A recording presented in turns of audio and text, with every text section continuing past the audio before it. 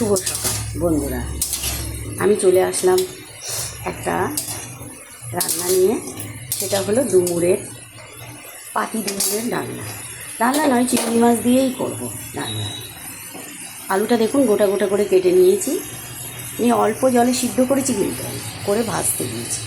কড়াইতে দিয়ে দিলাম 5 ফোড়ন।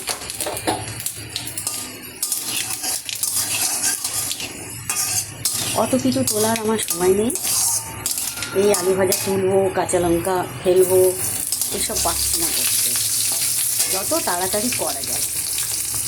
কড়াইতে দিয়ে দিলাম একটু হলুদটা দিলে, আদা টাদা দিলে আর ছিটকিয়ে নিজের গায়ে আসবে না, সেই জন্য দিলাম।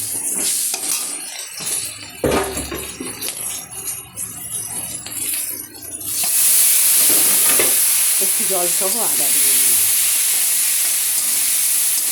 এই দেখুন কাঁচা লঙ্কাগুলো কী দারুণ হয়ে গেছে দেখতে, দেখেছেন? এগুলো কিন্তু পুরো নিরামিষ।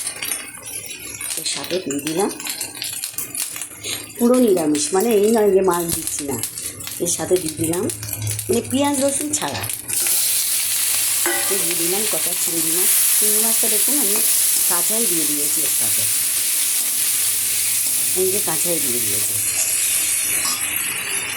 এবারে দিয়ে দেবো একটু লবণের পরিমাণটা কম দিই, কেননা ডুমুরটা আমার অনেক বেশি নয়, কম।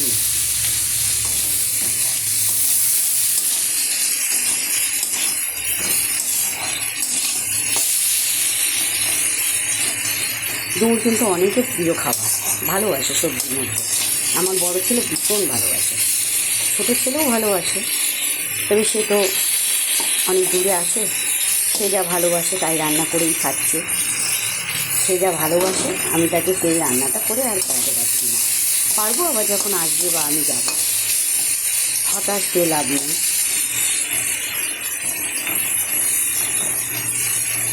দেখুন তো ঠিকঠাক ভাজা হয়েছে কিনা।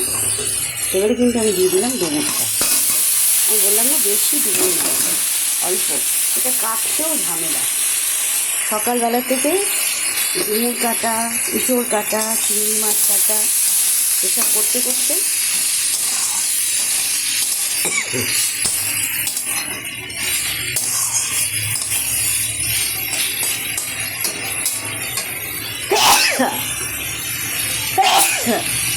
কড়াইতে লঙ্কা দিয়েছি তো হাঁচি লাগবে।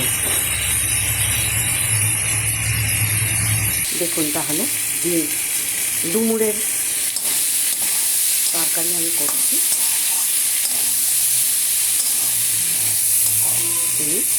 দিয়েছি। তবে আমি একটা কথা বলি, ডুমুর রান্নার সময় আপনারা চেষ্টা করবেন কাঁচা লঙ্কা দিয়ে রাঁধতে। কোনো মশলারই দরকার নেই, খালি কাঁচা লঙ্কা, পাঁচফোড়ন, আদা দিয়ে সুন্দর করে মশলাটা কষিয়ে আলুর সাথে আপনি ডুমুর রান্না করবেন। আর পারলে বাটা জিরে দেবেন, খুব সুন্দর লাগবে খেতে।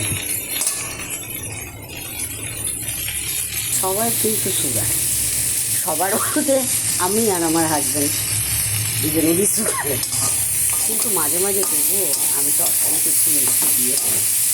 এই যেরকম ডুমুরের তরকারিটা একটু দিলাম, হালকা করে দিলাম,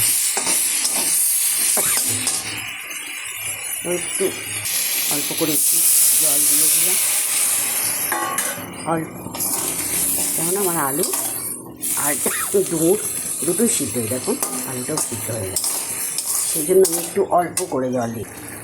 আপনি চাইলে গরম মশলা দিতেও পারেন, নাও দিতে পারেন, আমি কিন্তু দিচ্ছি একটু হালকা। এইসব জিনিস তো আর বারবার রান্না হয় না, বারবার রান্না আমরা, তাই একটু দিলাম হালকা করে ঘি।